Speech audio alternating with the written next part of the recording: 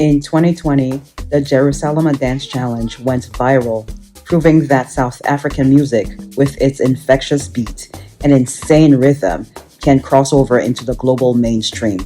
This would be around the time that the now Grammy Award winning singer Tyla would have completed high school and was grinding, trying to get her music career off the ground. She had 1 year to make this work. Otherwise, it was back to school for her to study mining engineering.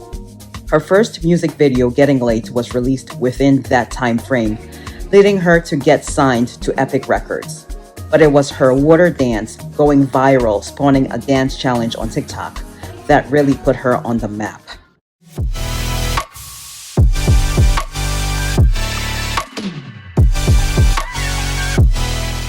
Tyla's seemingly quick come up and the success of her song Water led some people to become suspicious that she may be an industry plant. And next, there was skepticism about her subsequent songs measuring up to Water. Tyla said in an interview that once she was signed to Epic, she began working on the album. The album was just about done when she realized she didn't have a summer song.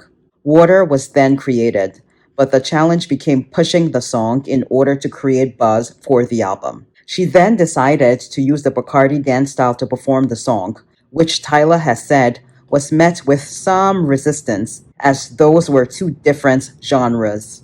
She did it anyway and decided to pour water down her back during the dance break part of the song to elevate the performance and thus the viral moment and the coveted Grammy.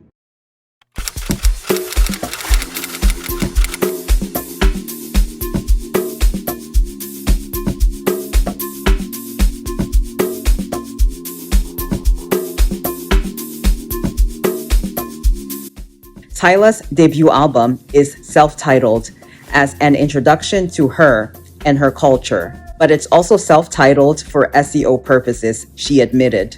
You type in Tyla in Google or YouTube's search bar, and the album will pop up for your listening pleasure. Smart. Tyla said this project took about 2.5 to 3 years to complete because she wanted to remain true to her culture with the Amapiano sound, but also infuse it with pop and R&B, which she also enjoyed as a child. Tyla and I are kindred spirits. I don't make music, but my channel is a fusion of discussing Cameroonian/African culture and some aspects of pop culture, like analyzing some music albums and movies. Also, this may sound corny, but we are both air signs. She's Aquarius and I'm Libra. This is going to be a rather chatty review and analysis of the album, so if you are looking for something more straightforward, this ain't it. So feel free to exit now because I don't want to hear complaints in the comments section that I talk too much and that the video isn't about me. I can't discuss an album without inserting myself in it. I think that gives it more personality. So, without further ado, and in no particular order, let's begin this review with Art. Tyla said her mom loves this one so much and she cries every time she hears it. She said this is a song she would start her day off with if she had to choose. I love the lyrics to this song. That play on words. She's talking about painting and she being a masterpiece, but there are also innuendos. The music video treatment is also interesting. She's in a gallery and someone's painting her while someone else is spying on her from outside. The twist is she's some type of goddess who draws the peeping Tom inside with a spell, makes him freeze, and paints him. I like that she's using an African hand fan to fan herself in this frame. Those represent power and royalty. So Tyla knows she's special.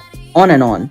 She said she and one of her producers were supposed to be going out that night, but they ended up in the studio instead and recorded this. Side note, Tyla said that she prefers recording in the dark, perhaps with a candle or two lit. It's no wonder that her songs have this smooth yet catchy vibe, reminiscent of dimly lit rooms. This song in particular is giving that vibe, with its old school R&B undertone.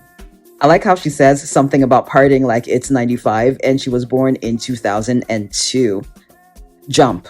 With this song, Tyla said she felt there was something missing. She needed more gruffness since it was more of a hip-hop vibe, so she got a rapper, Gunna, whom she's been wanting to collab with after hearing him singing Soweto. And then, while in Jamaica, she listened to the song once more, wanted to take it even further with another feature from Jamaica, since the song was equally reggae-leaning, hence Skillibeng. I like this one because it reminds me of Jamaica. Went in 2018. I vlogged it. Check it out. Anyway, she said this song makes her feel like, quote unquote, that girl. The line, they never had a pretty girl from Joburg. See me now and that's what they prefer, embodies that. When she was on The Breakfast Club and Charlemagne was poking around with that question, I could feel her nervousness through the screen, knowing where this was potentially going, and she just shut it down by saying, it's just a bar. But it isn't just a bar though. And I wish she would have stood her ground and said it with her whole chest, that she meant what she said and said what she meant. The same way she's been saying she's colored with her whole chest. But I'm getting to that. I know there's been a lot of chatter online around the time this was trending last year, but I hadn't really checked out what people were discussing because I like my piece. It's only now, while doing some research for this video, that I've been reading a few comments here and there and watching a couple of think pieces about this. But back to the effects of lyrics. I wish there was someone like a Tyla or Lupita or Thames back when I first came to the US in 2001. Someone so proud of their African roots and culture who is being showered with all this attention, praise, and accolades. It was almost non-existent in the 2000s, which is why when Rihanna came along, I latched on for dear life. At the time I was thinking, Rihanna may not be from Africa, but this is as close as we're going to get, representation-wise in pop. She's got a familiar accent, much like myself. She's from the tropics and seems to have had a somewhat similar upbringing to mine based on her interviews and some of her pictures from back home. Please stay with me. I know this is long-winded, but I am going somewhere with this and about to land. It was hard being a thick black girl or a girly girl in the 2000s. And I'm well aware that being dark in the 2000s isn't the same as being dark in the 1940s and 50s. Because I know sometimes older folks tend to trivialize the struggles of younger people by hitting them with the back in my day or when I was your age, and while it has its place, sometimes it's just uncalled for.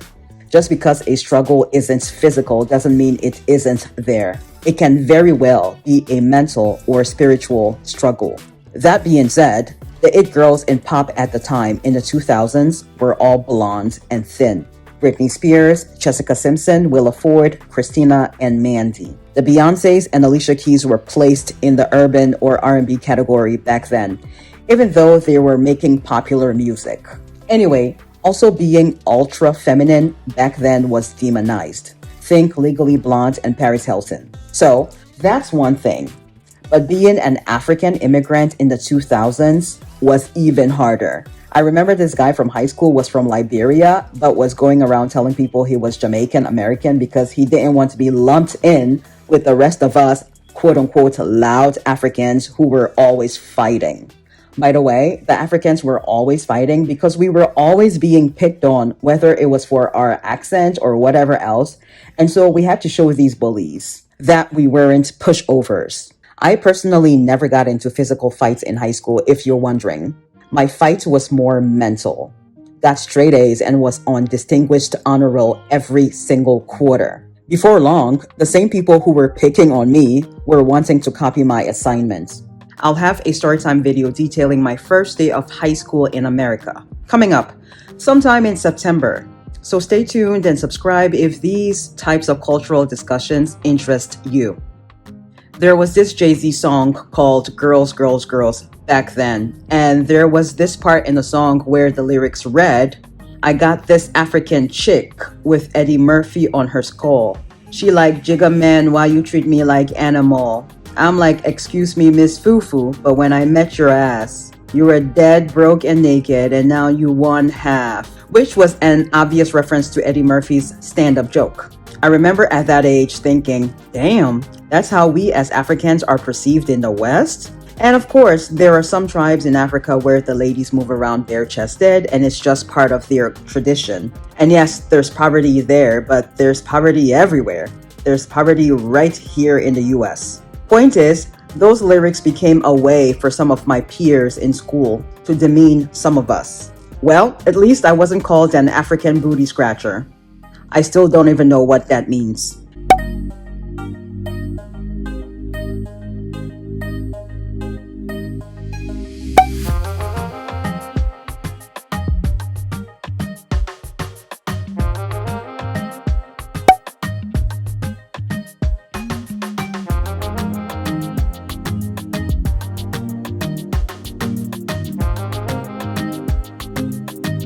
Anyway, some years later, Jay-Z worked with the United Nations, visiting 3 African countries, I think, to do some charity work, and it seems like that may have changed his perspective. I'll see if I can find that documentary and link it below. A few years after that, or maybe around the same time, Ludacris's lyrics in Pimpin' All Over the World, but where the best at? Ain't no need of even asking, bruh. The best women all reside in Africa, and that's real. That line validated me and filled me with so much pride at the time. I must have been 17, and the music video was filmed in South Africa, which was a big deal. I'm not sure how many mainstream American rappers or actors were going to Africa to film music videos at that time. But now, it's the norm to visit Africa, West Africa specifically, and not for the purposes of adopting African babies. Gabrielle Union was in Ghana recently, and so was Kendrick Lamar. Chloe Bailey went to Nigeria for Daddy December, just to name a few. And I just love to see it. The downside of this is the passport bros of the internet, which is a different beast, which I don't have the time for in this video. But back to Tyla. She said that as a South African, breaking into mainstream in America wasn't something that typically happens, nor did she expect to happen rather quickly. And so now that it's happening for her, she wants to properly represent not just for the South Africans, but for the entire continent. And I think she's doing fantastic. She hasn't changed her accent to try to assimilate, which is what some of us did in order to be better understood and for people to stop making fun of us. How she talks on camera is how I imagine she talks to her family and friends. All those exclamations, "Hey, Dololo, you're gay," reminds me of my friend Lindani, whom I worked with at Disney. Hey Lindani, if you're watching. He was a cultural representative from South Africa.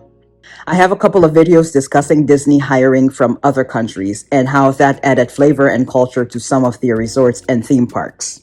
Tyla said she doesn't really like American food. She prefers her pap and chutney, a staple in South Africa, which I have had during the Food and Wine Festival at Epcot in Disney, and it's excellent. I can see why she prefers that to pizza and burgers. I myself have been on a fufu streak lately, not wanting to eat anything else but food from home. Tyla also says that while she likes New York, no place she's traveled to recently is quite like South Africa. The lady just exudes confidence, and I wonder if that's perhaps why some people don't like her and may try to justify their dislike by saying she's arrogant because she asked someone to kindly hold her award for her at the VMAs last year because it was heavy. Or because she's proudly mixed race, or as she puts it, quote unquote, colored, which she's explained time and time again that it's an ethnic group in South Africa. Even though over here it is considered offensive, the same way what we consider the peace sign here in the US is considered a f you in England. Let me play devil's advocate here for a second, and again, it's long-winded, so please bear with me. Tyla is still young, and I'm sure we have all done things in our 20s that we are grateful wasn't recorded. Tyla is not American and she doesn't live here, obviously. So, as an immigrant, I can understand her resistance to change not only what she's been used to her entire life, but also something that doesn't necessarily have any negative attachment to it at home.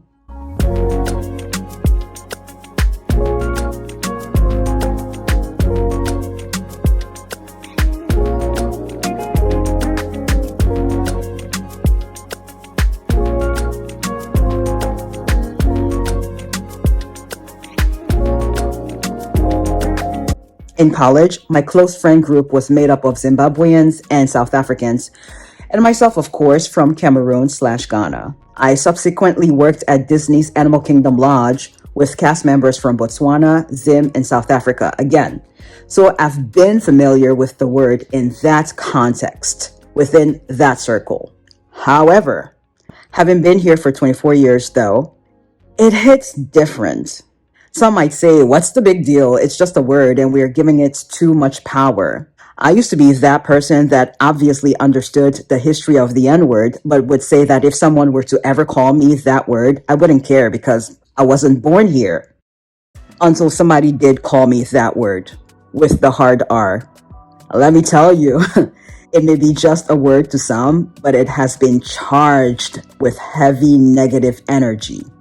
Working at a fast food restaurant is not for the faint of heart. This brings me to my other argument, cultural sensitivity. Here I go, referencing Disney again. Since Disney hired cast members from across the globe, they had to make some adjustments to language and hand gestures, which can be a video of its own. But the one I remember clearly was pointing with the index finger. We were trained never to do that, point with the index finger when giving directions to guests, as that was offensive in some cultures. We pointed using both the index and middle finger together instead.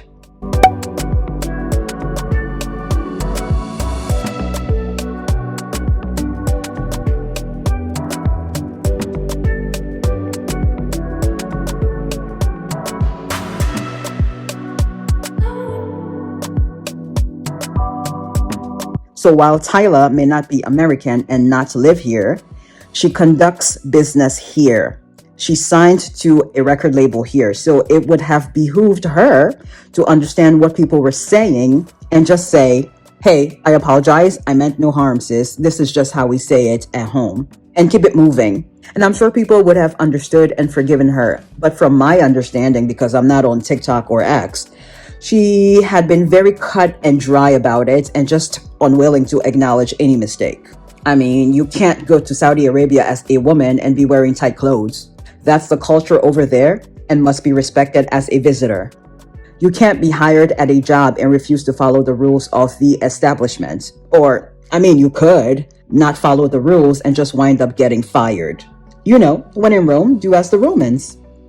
There's a difference between being proud of your culture and being dismissive of other people's culture. If Americans went to South Africa and said something that wasn't culturally acceptable, it would equally be an issue, right?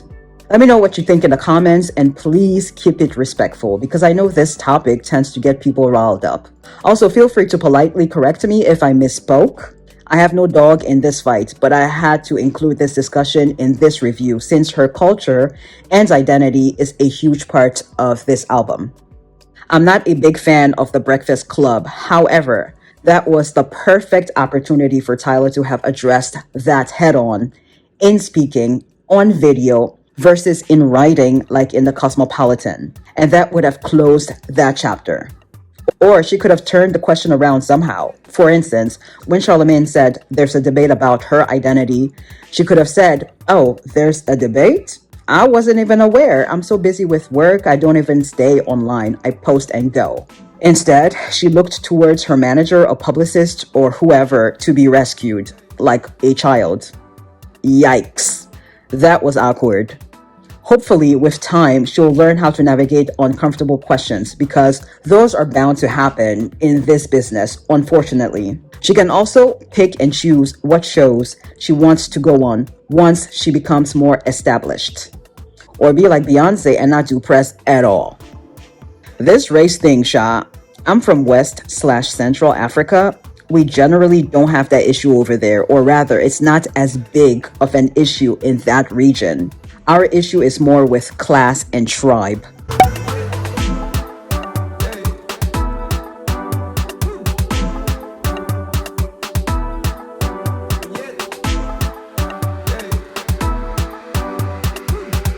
But with South Africa, Trevor Noah had said it's similar to America in that South Africa had apartheid and America, slavery. Trevor had also said racism in both countries is different. It's blatant in South Africa, whereas here in the US, not quite. It's still present, obviously, but has evolved, dog whistling, microaggression, and the like. Anyway, all of this was a huge learning curve for me. Hell, I'm still learning. I didn't understand why cultural appropriation was so harmful until 2020. 2020 was also my first time hearing about Tulsa, Oklahoma. Again, if these cultural discussions interest you, you will super love my Cameroon/African culture videos, which I have linked down below for your viewing pleasure. Disclaimer, those videos aren't quite as political, so if that's what you're looking for, then those may not be for you. Those videos are more about sharing my culture and experiences and less about heavy topics. There's enough happening in the world already. I don't want that to bleed over into my content. To wrap up this segment and move on to other tracks on this album, I will say this. What I find interesting about this whole situation is that it wasn't too long ago when people, particularly young people here in the US, were so gung-ho about allowing people to identify as whatever they please. Now, all of a sudden, with this situation, it's different. Also, just because Tyla refrains from publicly identifying as quote-unquote colored here in the US will not change her identity in South Africa, to South Africans, and to herself. I am going to assume, based on her resistance to the feedback that she got, that she probably felt like her identity was being stifled, attacked, or taken away from her. Just my opinion. But as my brother once told me when I had some resistance to removing my master's degree from my resume so that hiring managers will be less threatened that I'm overqualified and may snatch their jobs eventually, my brother said that just because my master's degree isn't on my resume doesn't mean that I don't have it or that I'm any less educated. If I must remove that degree from my resume in order to get hired quickly, then I gotta do what I gotta do, because at the end of the day, what I wanted was the money. Before I continue with this review, what's up, beautiful people, and welcome back to my channel. My name is Yaira, better known as simply Yaya. I am proudly African from Cameroon, born and bred.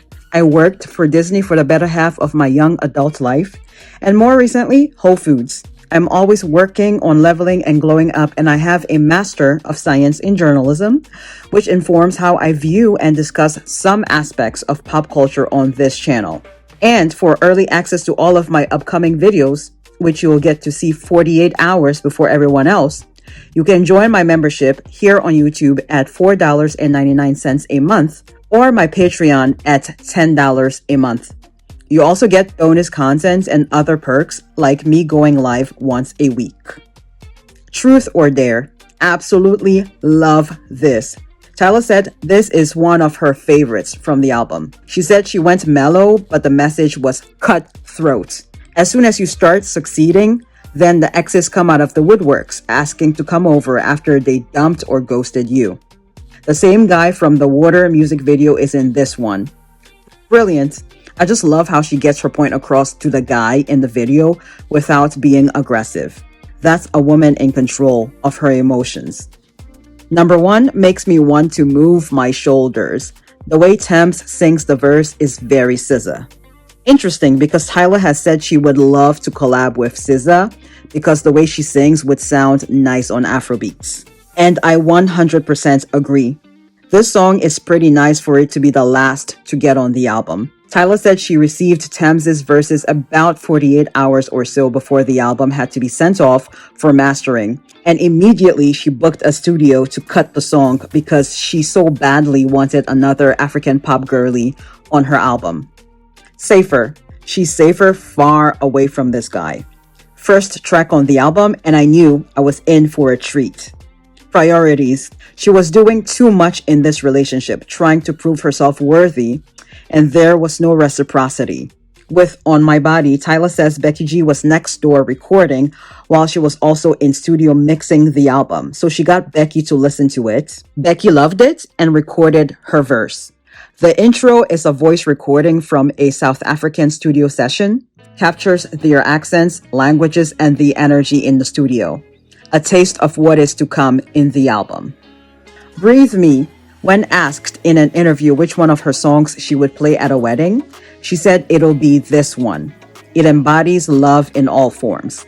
With the music video, the same guy from Water and Truth or Dare is in this one. So I guess they got back together. This is brilliant how the videos are connected. She and her team are on it. Reminds me of Sabrina Carpenter and how the 3 music videos for the singles of Short and Sweet were connected. It also reminds me of Ariana's Into You.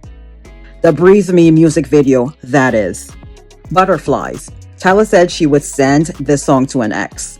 I see it. It's so beautiful and ethereal, but the lyrics are very matter of fact. It's very Ariana and Halle Bailey, telling you off in a sweet voice. You know, the Rihanna and Tyla comparisons are valid. They both have accents, both from the tropics, both have international appeal. However, I think Tyla's vibe is more like Ariana's. They are both dainty, girly, and both have powerful yet ethereal voices. They are the sexy showgirls, whereas Rihanna is edgy. To Last was not about Tyla herself. It was about her friend going through it, but she wrote the song as though she were in her shoes. Again, reminds me of Sabrina Carpenter. The last song on Short and Sweet, Don't Smile, was equally about a friend. All these connections between Tyla and Sabrina. They also both performed this Christmas on Netflix's A Nonsense Christmas, the duet we never knew we needed. This really is a no-skip album, and I love the flow of it. She goes from admitting that she'd be safer if she stays away from this guy, but then she gives in Water. Then he dumps her but goes back and she confronts him in Truth or Dare. She declares self-love in Number 1, and then is back with this dude in Breathe Me, breaks up yet again in Butterflies, goes out to the club and dances all night to get him off her mind in On and On. In Jump and On My Body, she has properly moved on and is feeling herself. With Art, she's declaring herself a masterpiece, but also sounds like she's open to a new relationship. Priority sounds like regret, or rather reviewing where she went wrong in that old relationship. Also sounds like she's talking about overworking. And lastly, she's reckoning with the fact that her first love wasn't built to last. Then the 3 additional songs are sister songs of the rest. Push to Start is the sister song of Water, concept-wise. The music video treatment is very shut up and drive. With Tyla's, it's a car wash, but with Rihanna's, it's a garage and then a racetrack. Side note, there's a portion of the Water music video that reminds me of Britney's Slave for You. Tyla has said that while she's flattered by the comparisons to her idols, she is her own artist, and I can respect that. It is very obvious that they are marketing her like Rihanna the same way they initially marketed Rihanna like Beyonce. But then Rihanna broke away from that by cutting her hair and changing her sound. Standing out is always the best way to get ahead. If you're chasing trends, you're already behind because trends don't last. They come and go. I heard that somewhere. Back to You is the antithesis of Safer. In Safer, she says she won't and can't go back to this guy who reminds her of another. But in Back to You, she says no matter how often this guy lies and ghosts her, she's running back to him.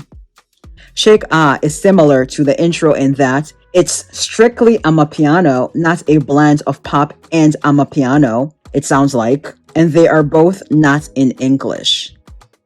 After reviewing so many albums in the last 15 months, this might be the first time that I've paid attention to the flow and how each song is a chapter in the book album. Pretty Privilege or Light Skin Privilege may have helped Tyla break into mainstream global pop, but her talent will carry her forward. This is a solid project and no one can convince me otherwise. I don't care that it was number 24 on the US Billboard 200 chart, which is actually not bad for a newer genre. Also, I love that the log drums are a recurring theme throughout the album. It is quintessentially South African, the same way the talking drums are quintessentially West African. And since we are on the topic of things that are quintessentially South African, when I was younger, growing up in Cameroon, we used to get music from all over the world, much like Tyla. I have a few videos about that. And the South African artists I was familiar with at the time were Miriam Makeba, Brenda Fassie, Yvonne Chaka Chaka, and Johnny Clegg, who oddly reminds me of Phil Collins.